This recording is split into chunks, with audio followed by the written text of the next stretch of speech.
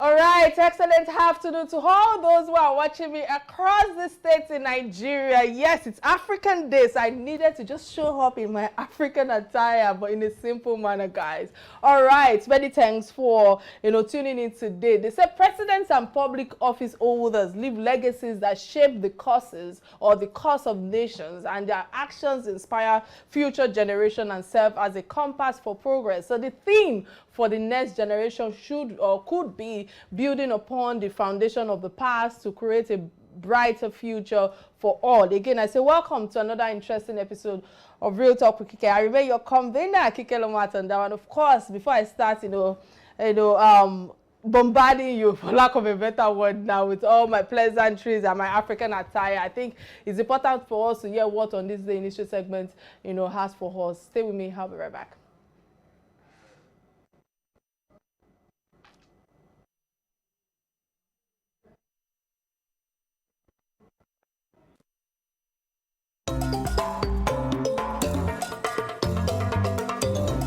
This day in 2011, former governor of Enugu State, Dr. Chimaroke Nnamani, and 5 others were arraigned at the State High Court by the Economic and Financial Crimes Commission, EFCC, which accused them of defrauding the state government of over 1 billion naira through road contracts not executed.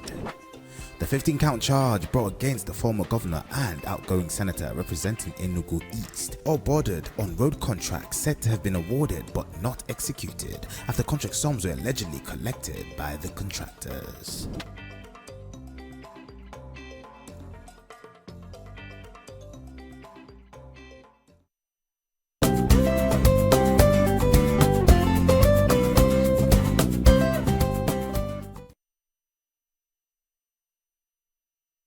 All right, many thanks for staying with us. I think for me, my message or my take on this day initial segment is that it's enough for us to know that nothing is forgotten because of history remind us. And even if a man forgets, the internet, has a way or has made us not forget things because it will go into history and it will be a reference point. So making reference to an indictment on fraud misappropriation made by one individual since 12 years ago is enough caution for everyone to maintain a good name and a clean slate, because we are living in a digital world where things are documented and internet remind us of our actions and inaction as well. So I think that's my take on this day industry segment. It's time for a quick message from our sponsor. Stay with me. I'll be right back.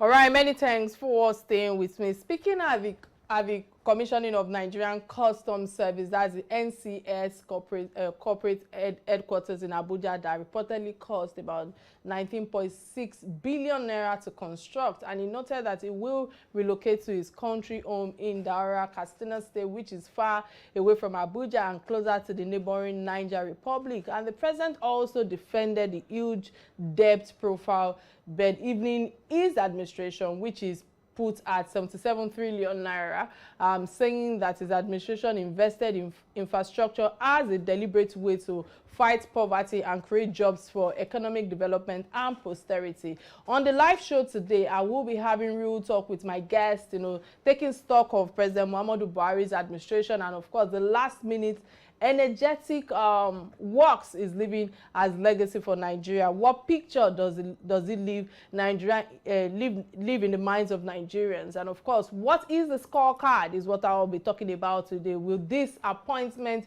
be sustained by the coming administration? I mean, the president-elect for Tinubu, Bola Ahmed Tinubu. How does that impact the transitioning process, since President Muhammadu Buhari has, also appointed few people? But before we dive further, let's have the profile of my guest, and the conversation will continue. Stay with me. I'll be right back.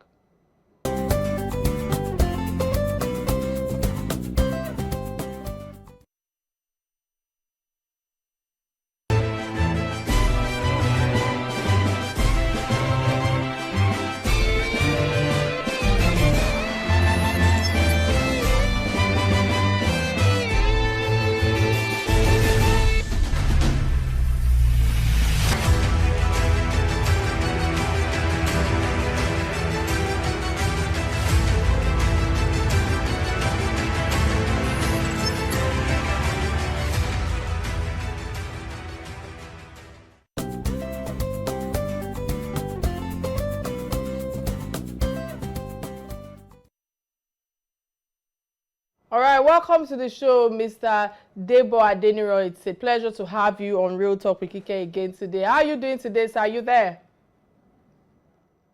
Thank you, Kike. I'm happy to be with you. Thank you so much, sir. Thank you for having me.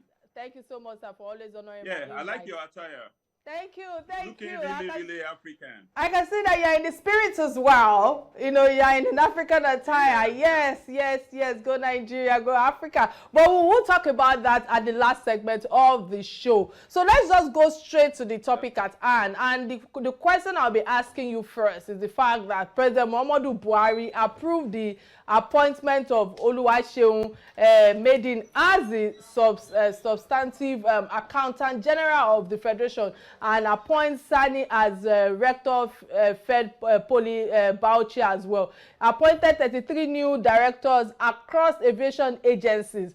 Appointed, you know, former Minister of Finance, Dr. Shamsuddin Usman, as chairman of the new Ministry of Finance. So I would like to know, I would like you to give your view on this appointment. What is happening? Because quite a number of Nigerians are asking that question. Can we say this is a ceremonial appointment or work effective appointment? Please enlighten us. Thank you very much. I am not speaking for the government because I'm not part of the government. What I just see, I can only speak as a Nigerian. What I see in the appointments is just to provide job for the boys, at least during the 9 days of the administration that is outgoing now. Maybe there have been pressure on the administration over the years that certain elements that ought to have been rewarded for one thing or the other, they did for the politicians that occupy the government space in Nigeria had not been done, and they believe that it's better late than never. And don't forget that all the appointments are not on a altruism basis. It has its own financial reward. Even if it is 1 hour that the appointee had to stay in office, he will be allocated some resources, some allowances, some salaries, some allowances, some benefits, and other perks of office. And this will also engender severance allowance for him. Then he will have improved his CV by the appointment that, well, he was at last appointed as somebody, even if for a day. He's not going to state that when he puts his resume together. So these are just a way we politic in Nigeria, job for the boys. And at the end of the day, it is our commonwealth that will suffer the jeopardy. It is inappropriate to say it's straightforward that the government, the outgoing government, will now find it expedient to appoint new people into his cabinet. But now he could have left those, even if there are gaps, he could have left those gaps to be filled by the incoming administration. But well, it has been done. We don't have the powers to stop him. I mean, to stop the administration from doing what he had to do. And the only thing we can do is to, if we believe that those appointed are not qualified to be appointed, if they are not suitable for the positions they were appointed to preside over, then we can now enter an agitation. We can write petitions, we can do protests, we can do rallies to ensure that the person is removed.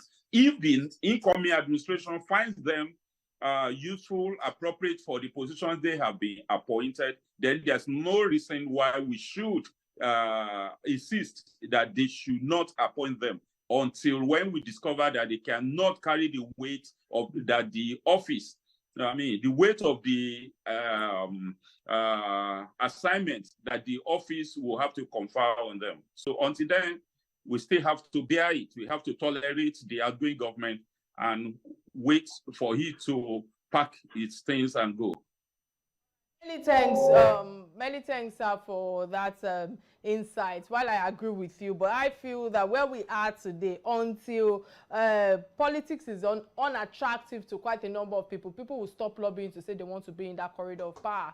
But I agree with a lot of things that you said, but I still need to emphasize that Nigerians are furious, and the reactions are sort of mixed with this kind of energy coming from our president, who has just few minutes to the end of his handover after 8 years. But putting that aside, since you've shown a lot of light on their appointment, I'll be asking you, because Senator Shehu Sani alleges that President Muhammadu Buhari is setting trap, you know, for President Muhammad, for President-elect Bola Ahmed Tinubu with last-minute engagement. What are your thoughts on this? You know, hearing what Senator Shehu have said, and should Tinubu be wary of this appointment? Well, definitely, the incoming president should be wary of the appointment. He should weigh the capacity, capabilities, and antecedents of those that are being appointed. Yeah, it could be a trap in a way, but Tinubu, that I know, is so strategic and experienced, more than who anybody could set any trap for. He knows how to get himself, how to avoid the landmines that could have been put on his way. The outgoing government may be looking for a way of compensating his associates, like I said before, and ensuring that they were appointed, and maybe the incoming administration will shy away from relieving them of such appointment. But then the Tinubu that I know will relieve anybody of such appointments if he finds such a person inappropriate for the position that they have been appointed for. And if maybe peradventure he believes that the people so appointed can also help his administration to achieve his campaign promises, to fulfill his campaign promises, then he might as well allow them to remain in office for a period of time before he relieves them of their appointment. But then the outgoing government could have created some enemies for the incoming government if the incoming will not agree with the people that have been appointed. That will show maybe the appointees and their dependents, their communities and so on, that have been rejoicing that they have somebody in government, may not be happy with the new administration if if the new administration doesn't find such people suitable and how to relieve them of the post. But then, why some people are going is like a market. Where some people are leaving the market, some people are joining. So if enemies were created in certain community, the administration will have a means of explaining it off and appointing more competent and more appropriate people to man the positions where it could have relieved, you know.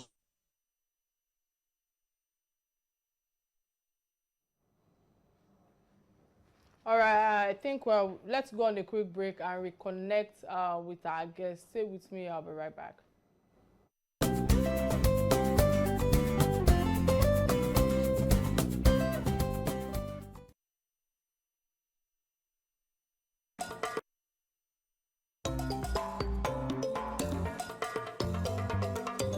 On this day in 2011, former governor of Enugu State, Dr. Chimaroke Nnamani, and 5 others were arraigned at the State High Court by the Economic and Financial Crimes Commission, EFCC, which accused them of defrauding the state government of over 1 billion naira through road contracts not executed. The 15-count charge brought against the former governor and outgoing senator representing Enugu East all bordered on road contracts said to have been awarded but not executed after contract sums were allegedly collected by the contractors.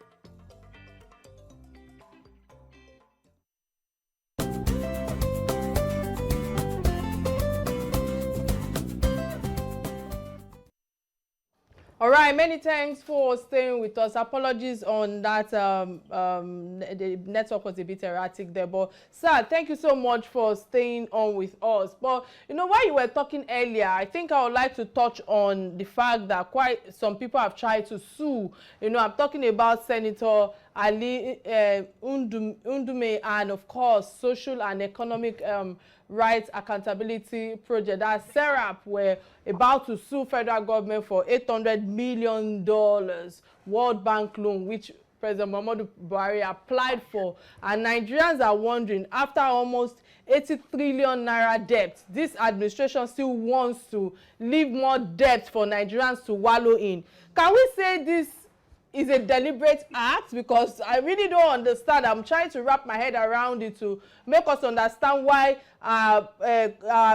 president that has few weeks at the time when he was asking for this loan wanted more indebted, I don't even know what word to use to describe it, to further weaken our naira with the foreign reserves. What's your take on this $800 million loan that President Muhammadu Buhari was seeking to, was requesting for? Well, thank you for raising that question. First and foremost, the present administration has all the powers and authorities to do whatever he wants to do, even within the few hours that it remains for it to serve in the office. But it is not considering the implications of it, you know, on the incoming administration.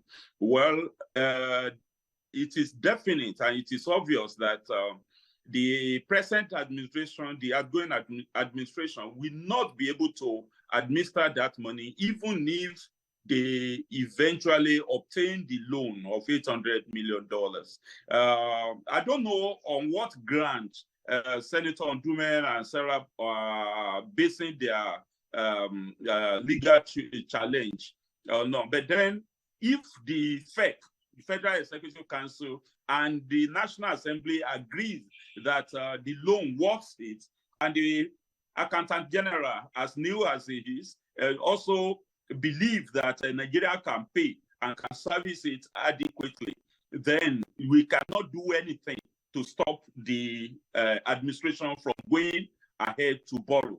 We can only impress it upon the incoming administration to be wary of obtaining loans recklessly, because we, for example, now about 70% of our earning is going for debt servicing, and as soon as we exhaust our goodwill, you know, with the lending organizations and countries, then we will become, I mean, we will have enslaved ourselves into serfdom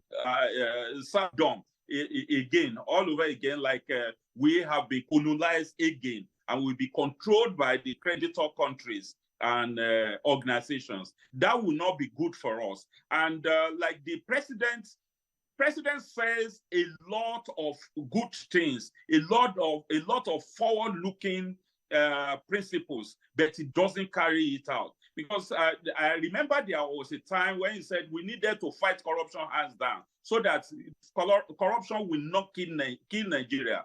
We have not fought corruption the way we ought to have fought it, and corruption is what is killing Nigeria, what is sending us into borrowing so much to service our debt and to service our gluttony. That is also not good for us. So if we are producing based on even what we have in our country, based on our natural human resources, then we will have little or no reason to go and borrow. Even the cushioning of the petroleum, I mean, the effect of removal of petroleum subsidy on the masses of the people wouldn't have been necessary if the enabling environment had been created for the same masses to engage in productive economic activities that will be beneficial, that will be profitable, you know, where they will earn enough profit that will make them to be able to solve their socio-economic needs. So then there will not be any need for the country to borrow to cushion that effect, because the effect wouldn't have been created in the first place. So the incoming administration should know what to do, and it has been advised appropriately that it should look inward. Whatever we are not producing should not attract us. So what we are not producing, we should not use. We should limit ourselves to what we can produce. And we have human capacity to produce most of the things that we need in this country. We can produce our own vehicles. We can produce our own food. We can produce our own fertilizer. We can produce our own tools. We can produce almost everything that we need to survive. It is because we are being challenged by colonial mentality, that we want to live like those people who are indigenous to Europe and America and Asian countries. We want to live large. We want to live beyond our own capacity. That is why we are borrowing every day. And that is why our leaders are not stopping stealing our common patrimony. That is not good for us.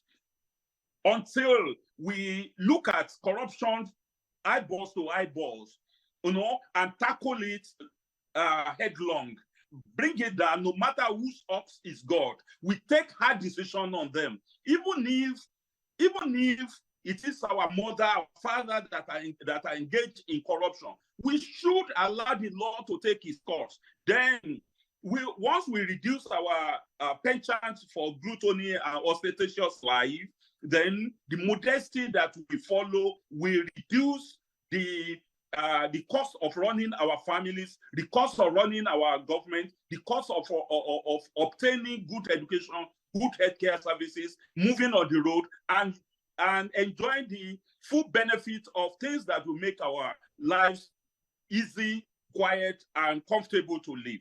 So once we are able to do that, we won't need 800 million naira. But then, if they obtain it, we should only monitor it to ensure that it doesn't go to private pockets. And if they say they want to distribute it like they have distributed trader money, market money, and the rest of them. Sorry, I have to interrupt your line of thought, because I know that you're saying a lot right now, but I cannot see all but touch on the fact that the second Niger Bridge and 6 other legacy projects were also inaugurated yesterday. He says he's leaving a legacy of investment and infrastructure. In your opinion, will this infrastructure, infrastructure projects, projects, salvage our debt profile with all that you have shared thus far? But before you answer that, let me quickly use this opportunity to open our phone lines. But for those who are just tuning in, joining us on the show, please, this is Real Talk with Kike, and we have been talking about the last-minute appointments and projects from which President Muhammadu Buhari, has commissioned yesterday as legacy projects, including the Niger Bridge as well. And I have been discussing with my honorable guest, Mr. Debo Adeniro. Many thanks again, Mr. Debo. He is the executive chairman, Center for Anti-Corrupt and Open Leadership, KACO. Many thanks, sir, for always honoring my invites. It's been awesome with all your submission thus far. But with the question I asked you earlier, I would like you to please throw more light on it. But apologies for those who want to contribute to the conversation at hand. Remember that the studio number to call is 080-988-77 400, and of course we're streaming live from Facebook and on Facebook and YouTube, both on Real Talk with Kike and on Silverbird platform. So, sir, with the question I asked you regarding Niger Delta, the Niger Bridge, maybe you can also add this to it, because I feel that President Muhammadu Buhari said at the virtual commissioning of 3 bridges at 3 secretariats and 1 road project undertaken by his administration, that we do not act on infrastructure by accident. So he said it has been a deliberate choice for our government as a tool to always fight poverty, create economic growth and employment. We are aware of the almost 80% of Nigerians who are below the poverty line, according to World Bank statistics. Will this infrastructure, sir, absolutely, in the long term, elevate our poverty and unemployment figures? What's your take on this? First and foremost, the second Niger Bridge is a project.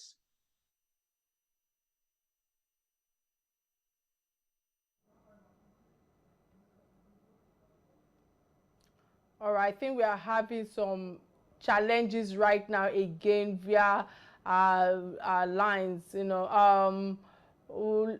Maybe we should go on a quick break and try to reestablish connection. The conversation will continue. Please stay with me. I'll be right back.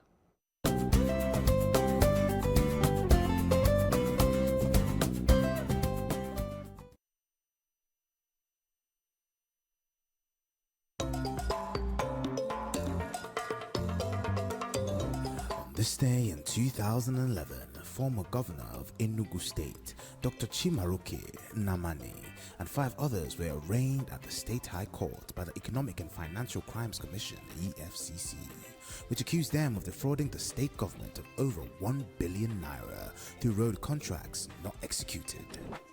The 15-count charge brought against the former governor and outgoing senator representing Enugu East all bordered on road contracts said to have been awarded but not executed after contract sums were allegedly collected by the contractors.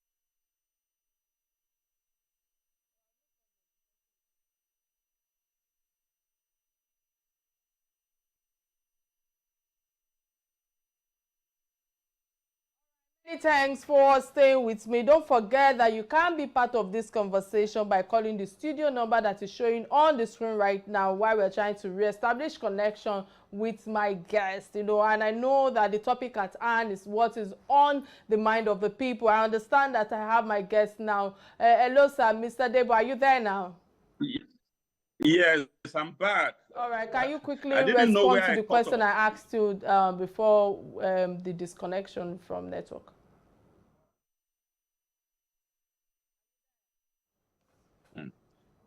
Where did I get to? Hello? Can you remember the question I asked? There? Can you remember the question I asked you last? Yes, you talk about the second Niger Bridge and those legacy subjects. Legacy projects. Is that it?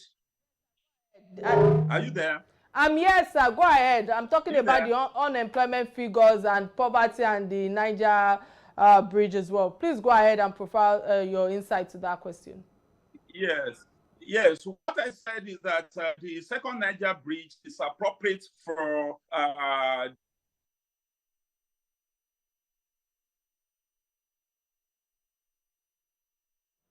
the effort. The network is a bit erratic today. Again, I've opened the phone lines for those who are watching me live. Remember that you can be part of this conversation by calling the studio number. Sir, are you there now? Yes, I'm there. Please go ahead. Continue, sir.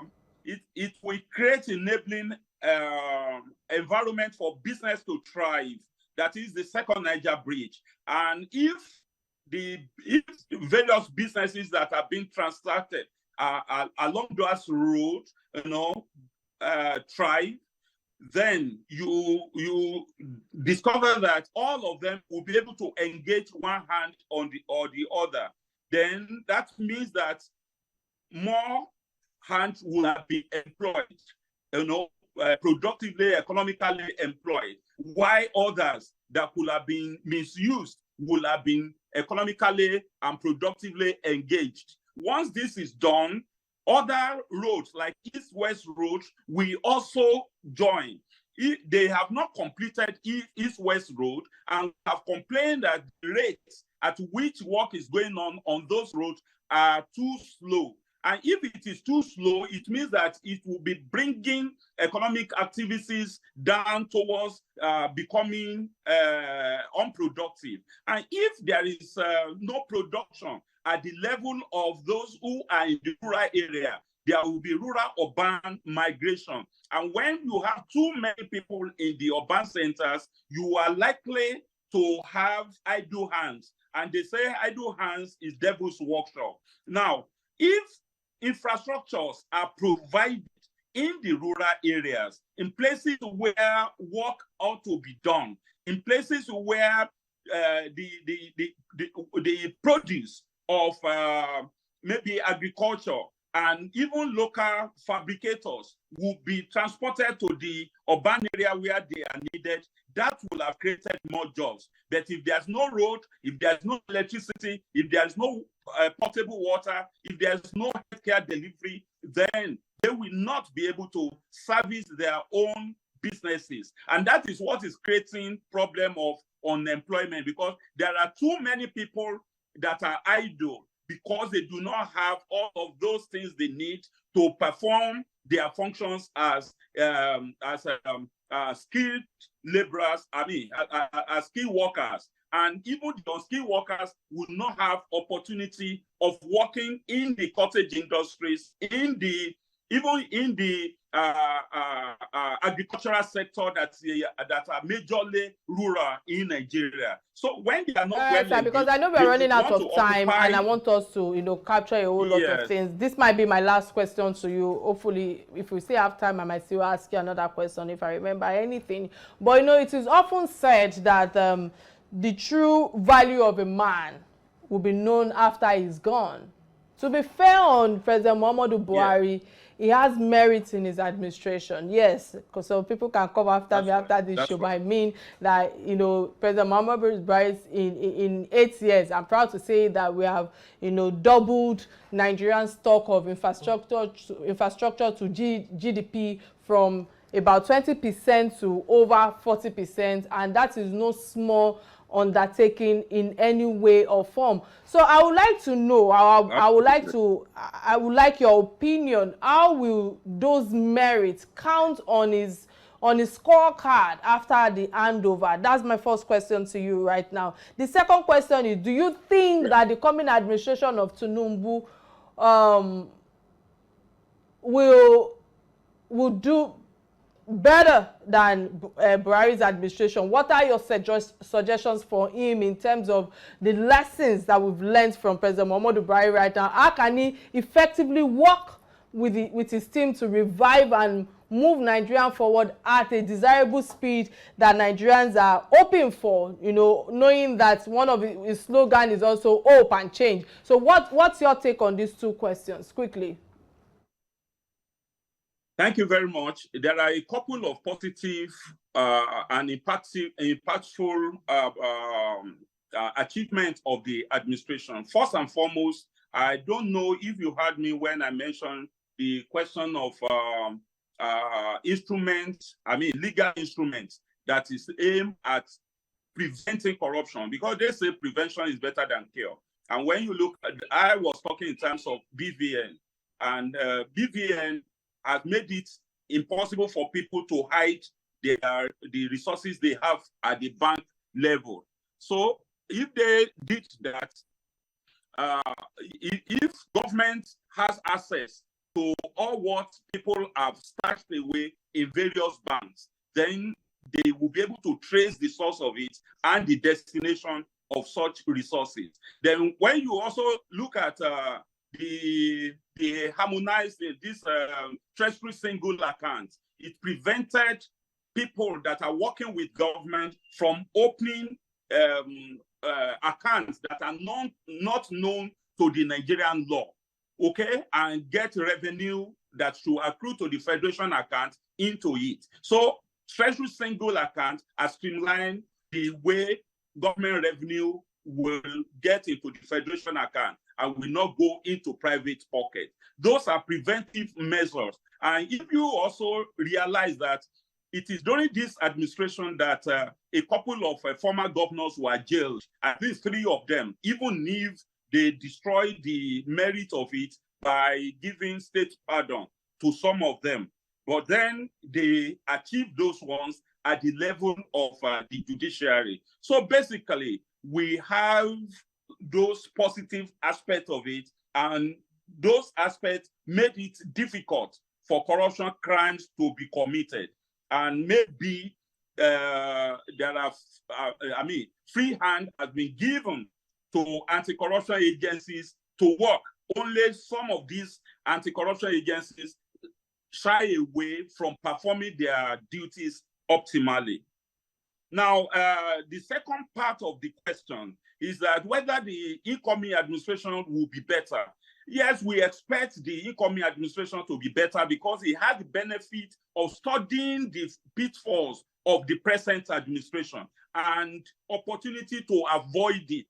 And don't forget that they belong to the same party. The party has a manifesto. The manifesto will be better implemented because they have learned some lessons from the mistakes of the present administration. And given Bola Tinubu's past achievement, we believe that he will be creative, he will be ingenious in the way he implements his campaign promises. And we are hopeful that he's going to do better than the previous administrations. All right. Unfortunately, this is where I have to wrap up the show, But before I let you go, sir, let's move to the last segment of the show that we call Trending Stories. These are stories that affect you and I, and the only trending story that I'll be able to take because of time is the fact that you and I right now are even wearing African attire. So we're in the spirit, even though I did not communicate that to you. Today is Africa's Day, Africa Day, Africa Day. And I'm wondering,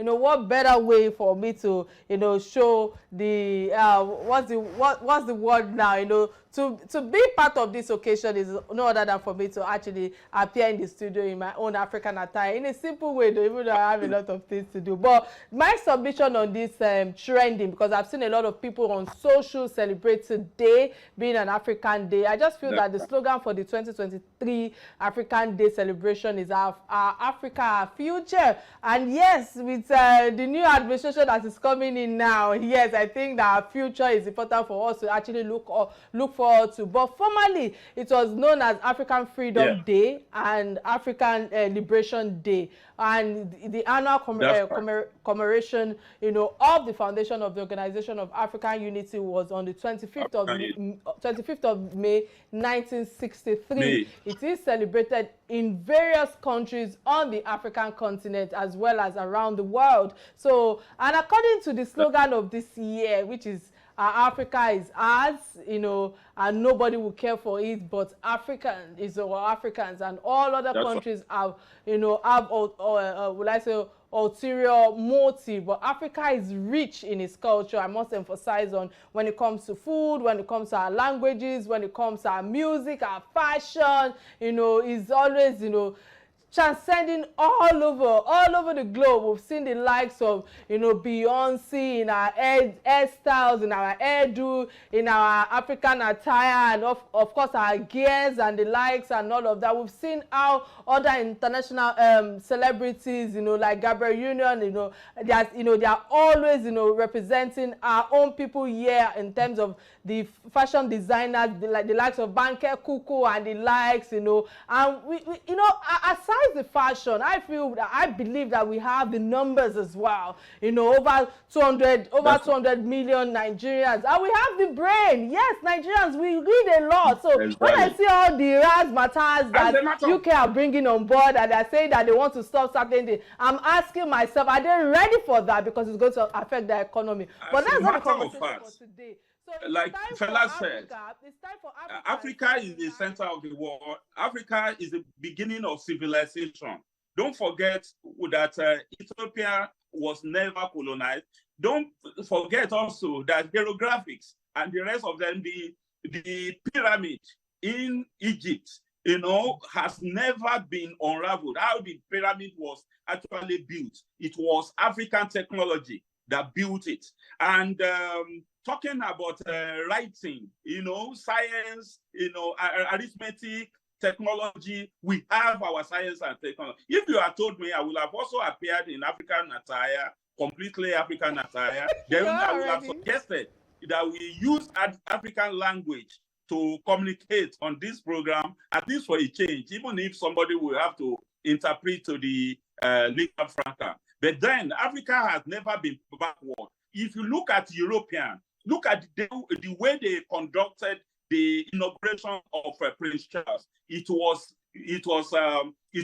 basically a religious thing. But then Africa has a way of conducting its own affair that is beyond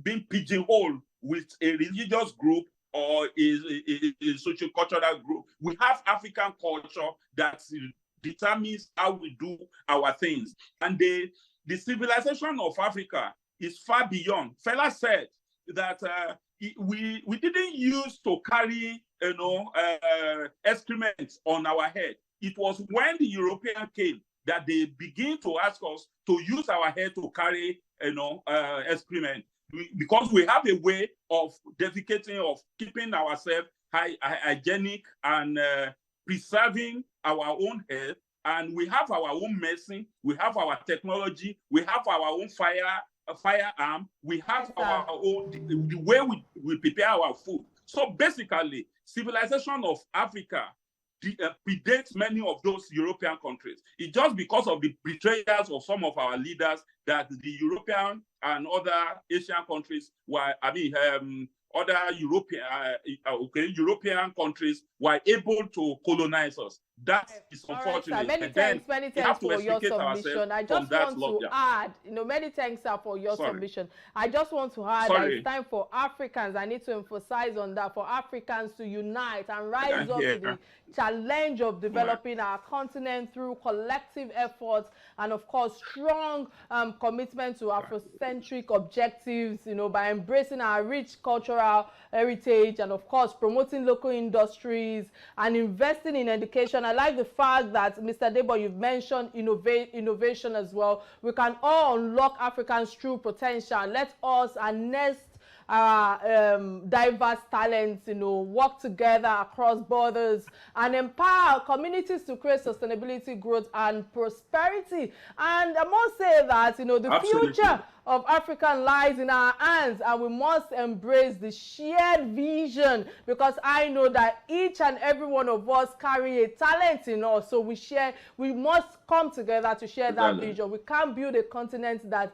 thrives and leaves a lasting legacy for generations to come. I do not know about the our own language that you wanted the show to actually run on today. If not, I think I would have stepped down as the host of the show, because my Yoruba is not as smooth as you think, Forget that I'm always bragging down from Mr. Ikolo. But again, many thanks for all your wonderful insights, your submission on the question read. I truly, truly appreciate you honoring my invite every time. Without you, I do not think that the show will hold today. Many thanks again. I wish you the very best as you forge ahead in your personal life and your career. On this note, I think this is where I draw the curtains of the show. To my honorable team behind the camera, sometimes we could be crazier to each other, if I'm allowed to use the word. I want to say many thanks, because it takes a team to let this show come to life. Thank you again. Bye now. My name is Kike Atanda-Owo.